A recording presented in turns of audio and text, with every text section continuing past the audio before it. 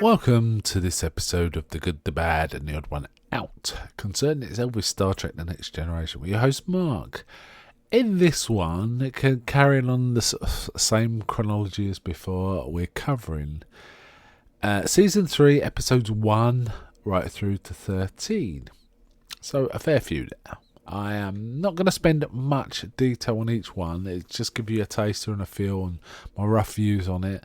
But that's the intention of these excursions. Okay, so episode 1 of season 3 is called Evolution. It's a pretty decent season opener. It involves Wesley inadvertently creating an evolving nanite, which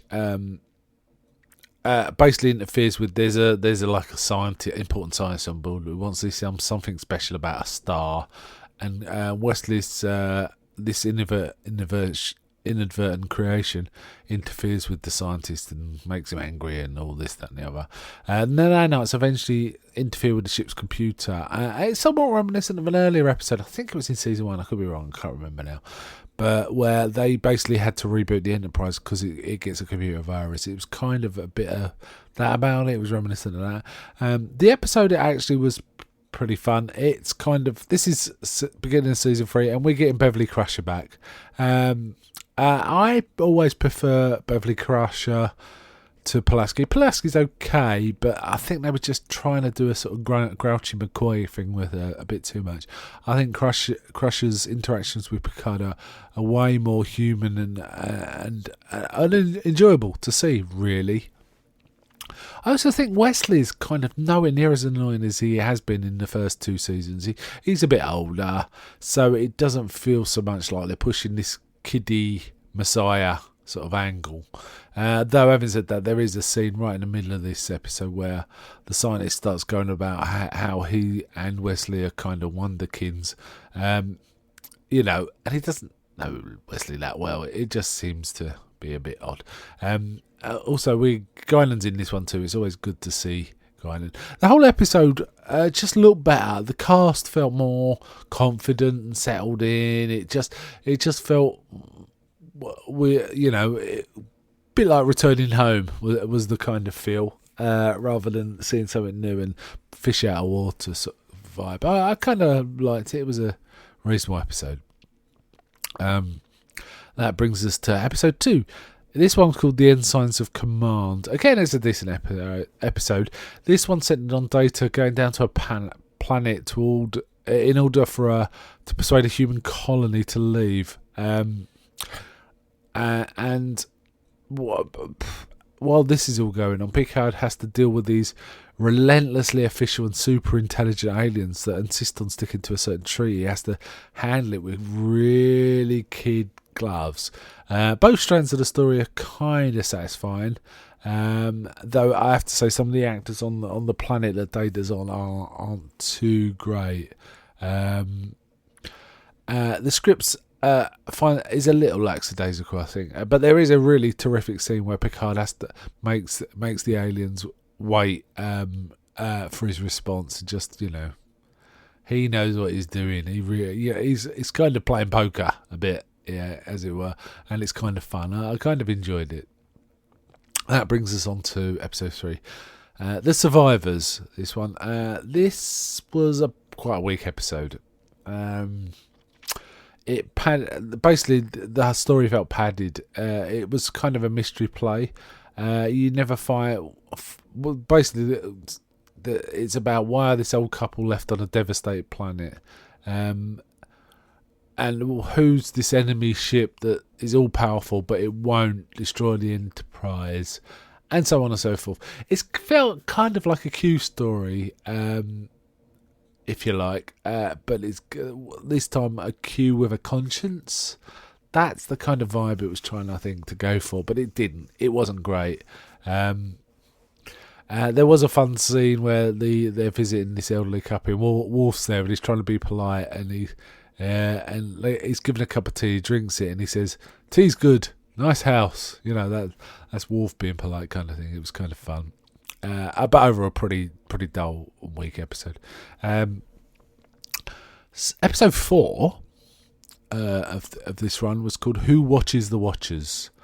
This I really quite liked. It was a solid episode. It was about scientists observing a culture similar to sort of early Vulcan. They were proto-Vulcans in essence, but they get discovered by accident.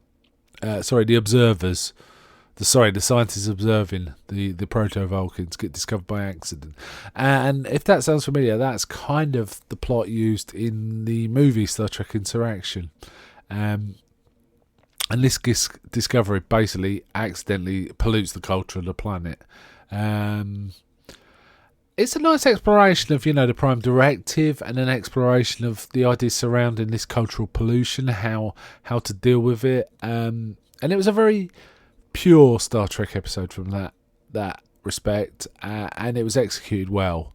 And there was some good accent. It was very cool to see Ray Wise in this, who's probably most famous to more recent movie and TV watchers as Leland Palmer in Twin Peaks.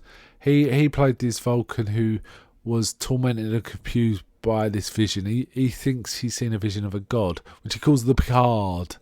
And it's very, very good, very enjoyable episode. I kind of liked some of Ray Wise is pretty excellent, and the way Picard deals with it, the way Picard deals with it is very cool. I'd recommend this episode. I enjoyed it a lot. Number 5 was an episode called The Bonding. This was a bit of a dull, overworthy kind of plodding episode involving death and remembrance. A kid loses his mother on an away mission, and we got scenes of Picard monologuing about how stupid it is to bring families into space. And also we get Wesley and Wolf sharing their feelings about losing a parent with this in this episode, and we get basically hippie Troy. Troy's hippie most of the time, but particularly hippie Troy encouraging them to sort of explore their feelings. There was actually a rather good short speech in this. Will Wheaton gives a pretty good speech as Wesley, talking about how he was angry at Picard when he found out his own father had died. And there was also a pretty cool Klingon ritual scene, and those are always fun to see. But unfortunately, the sort of hippie kumbaya kind of vibe of that pervaded the episode kind of ruined it for me. It was kind of for a lot of it, but there was a couple of treats, a couple of scenes that were treats.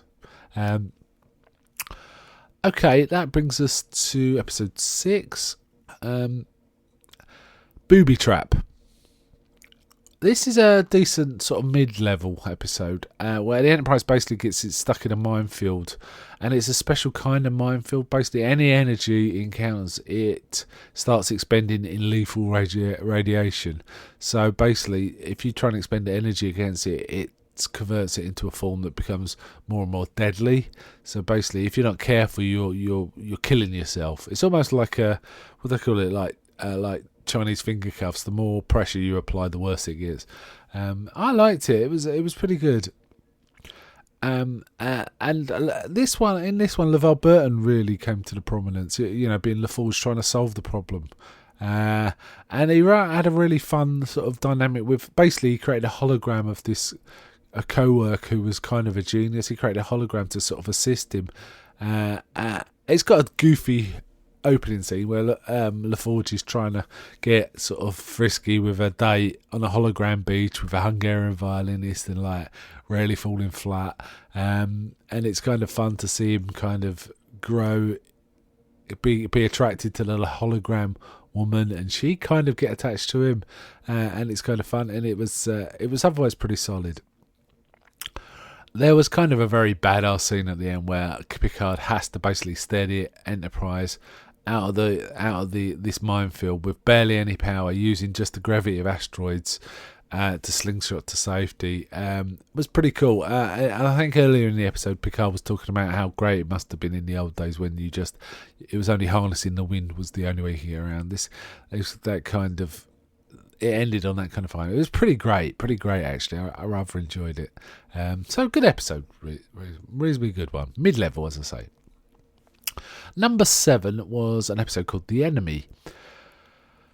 This was had a few solid elements of drama in it. Really, basically, Geordie's lost on a planet with a Romulan, and they at first are kind of antagonists, but they both realise they have to work together to escape.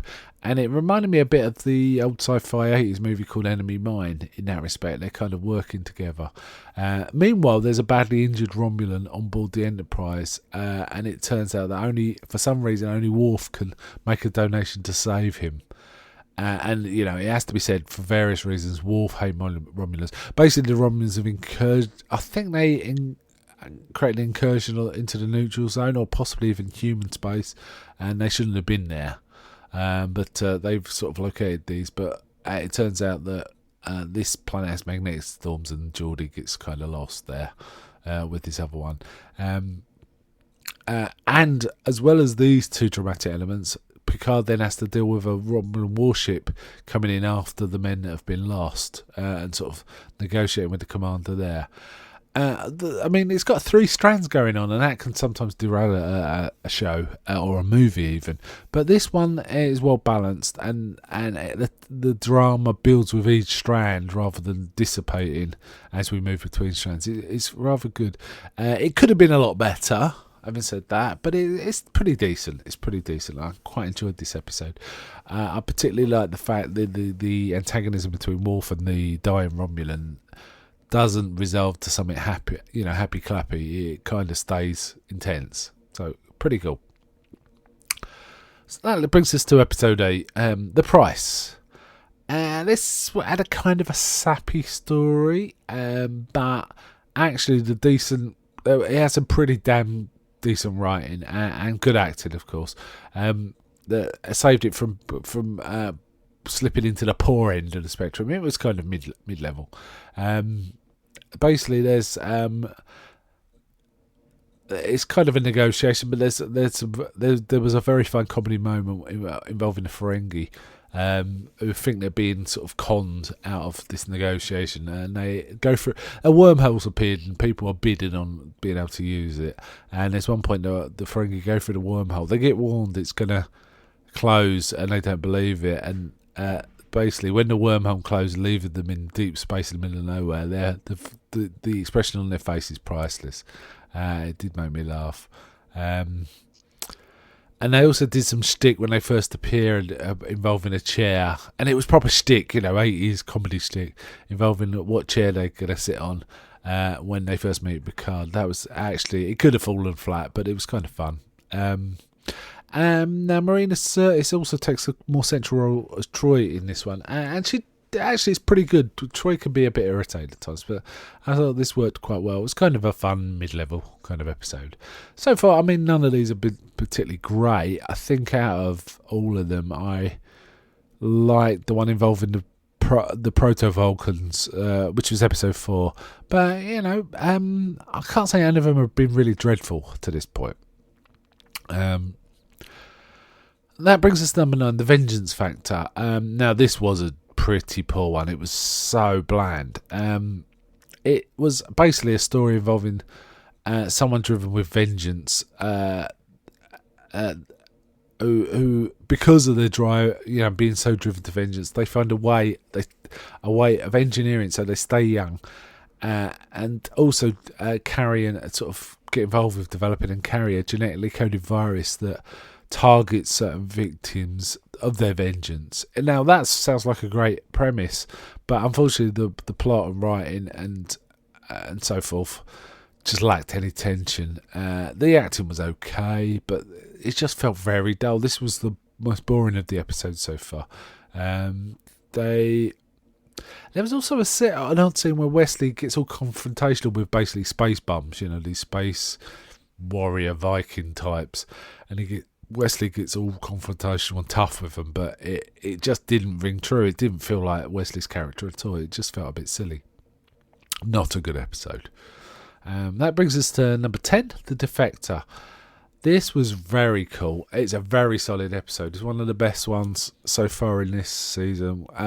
Basically, it's an episode that explores the balance between loyalty and doing what you think is right. So loyalty and honour, I guess, kinda.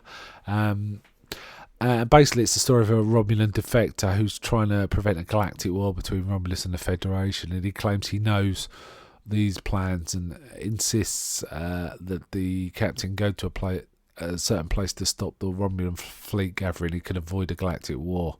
But, by doing this, by defecting from his own side to warn Picard, he's effectively a traitor. Okay? But he's doing what he feels is right. We find out as the episode goes why he's doing it, his motivations for doing it.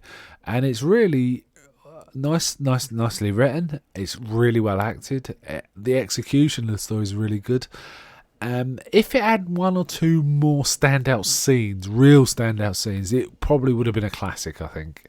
But, despite it not having those, I still think it's a very exciting, effective, and quite good episode. Really solid episode, and one to watch. That brings us on to number 11, The Hunted. This episode sort of covers an interesting conundrum, which is what do civilised, and I say that in quotes, societies do when they create soldiers to fight their wars, and what do they do with those soldiers once they return to society. It was kind of cool. We do get an appearance from James Cromwell as a senior minister on this planet, and he was the one that it was pretty damn good as Ephraim Cochrane in the movie First Contact. It's a different character, of course. And I'd say the only thing really wrong with the episode is it kind of works out a little a little too easily. I do really like some of the interactions between the altered soldier, who's the main character in this, and Data. There's this guy that basically has been so well trained, if he's under threat, he can take out, he's super strong and he can take out people without much effort. And it was kind of cool. If the soldier had been played by a slightly better actor and he had slightly better lines, I think this one could have been a classic as well. As it stands, it's a pretty good one. It's not great, really great, but it's pretty damn good. Which brings us to number 12. This is called The High Ground. This dealt with extremely weighty issues. It deals with terrorism. Basically, terrorists to the government, freedom fighters to those fighting the government, as it were. It's quite a weighty issue, but unfortunately the script's kind of leaden, and it's kind of works out way too neatly at the end. It's got similarities to the one before it, The Hunted, in many respects. And it's kind of a bit odd. There's a few good character moments, but it's quite a complex scenario they're talking about, and it just works out way too easily. And Picard seems a little off character in this. He seems a bit more fascist and close-minded than we're usually used to. I think because his shit was under threat, there might be justification for that, but it just didn't feel quite right. There is an interesting thing about this particular episode. The script actually Intact Data actually references instances where terrorism ultimately worked, and he cites the unification of Ireland in 2024, something like that. And because he talks about terrorism working in the unification of Ireland, this episode wasn't shared on UK or Irish network. For many years. It certainly wasn't shown at all when first broadcast, not even in the cut form, I don't think. But it was finally aired in 2006, I think after the Troubles were mostly over, so there was this kind of break. That's an interesting side on this one. Which brings us to number 13, the last one on our list. This is Deja Q. Now, whenever there's two aliens that I always think, yeah, solid episode. And that is the Borg. When the Borg turn up, I always enjoy those episodes. And when Q turns up, I always enjoy those too. And this is the one where Q has been stripped of his powers by the rest of the Q for being reckless, using them recklessly. And he's kind of forced to suffer. He's basically turned into a human. He is a fully functioning human. And he has to start dealing with human things he's never encountered before, like tiredness or needing to eat, feeling pain. And it's kind of like bits of it play for comedy, and watching Q get affronted by these things and being forced to live in this little shell is kind of fun. And he's kind of terrified, and he says he doesn't appear to be terrified, but he says, this is terrifying, I can't stand this. And he's then meanwhile the Enterprise are trying to help this planet with an asteroid or a moon collapsing towards them, which Picard thinks Q might be behind, and he's having a little game with them, and he's making them suffer while he awaits the outcome of what's going to happen. So he doesn't trust Q, but Q is actually genuine here. He has been stripped of his powers. Data actually spends time with him talking through some of the issues he's facing, and he talks. And Q actually says, it's horrible being human, and Data says it's ironic that when you're stripped of your powers, you become the thing I most aspire to. And there's some really good interactions with Data and Q in this. But eventually, Q kind of persuades the captain that he could be of use because he's got a massive IQ. So he says, he says something like, I've got an IQ of over 2,000. I don't know if that's even possible in an IQ set, but there you go. And he does make a few suggestions that help Geordi trying to ameliorate the problem with the moon crashing into the planet. But it turns out that these aliens these sort of cloud aliens start interfering with the Enterprise because they want to get revenge on Q, and it's causing more problems for the Enterprise to get on. So Q decides to get on a shuttle and fly away to end his suffering, really. He insists it's a selfish act because he's not doing it to help the Enterprise, he's doing it because he just doesn't like being a human anymore. And it's this act of self-sacrifice that actually gets him back into the Q with some of his powers returned, but the Q actually sort of say, you better have learnt from this kind of thing. So it kind of works out in the end. It's a fun episode. John Delancey is really fine as Q, and it is good fun. And this one was played really nice. It's a pretty top. It's not classic, but it's a pretty fun, good season 3 episode. So it was fun. So of these things, there's no real standouts. I don't think. I think the one I liked the best was probably The Defector and Deja Q. I think I like those two, in fact, the best. But there was some pretty decent ones. Even the ones I said, though, were pretty weak, were reasonably enjoyable. They weren't dreadful in the way some of the Season 1 and Season 2 episodes were. So, not bad run so far in Season 3. I've quite enjoyed it. So, I think now we'll wind it up there. So, bye from me.